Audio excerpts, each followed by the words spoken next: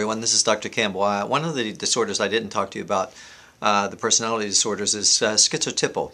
Remember I told you that avoidant, you sort of have a shield that you put up and live behind the shield, but you want to be on the other side of the shield.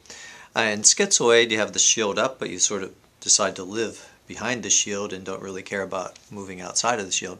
Now schizotypal is actually, in my analogy here, is even further away. It's sort of like, I think of Tom Hanks in Castaway. And what happens is you go to your own island and you live there, excuse me, but you live there so long you start to become a little bit bizarre and unusual when you start talking to Wilson, as Tom Hanks did.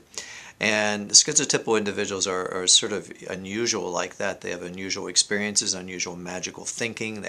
They've sort of lived on their own island, much too long, and they don't get along with other people. They have some bizarreness about their expressions, affect, just some very unusual sort of ways that they interact with other people. So they're the people who have pulled away so much that they're on their own little island. You might see schizotypal individuals working as, for example, night watchmen, and they just don't really have anything to do with people.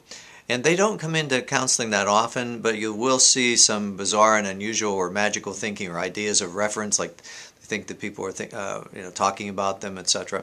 So it's a sort of a conglomeration of a lot of different types of symptoms, but it's basically they've pulled away so much from the world that they've started to become unusual, and that would be schizotypal, and their thinking starts to become unusual as well.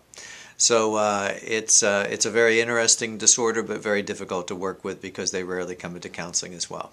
God bless.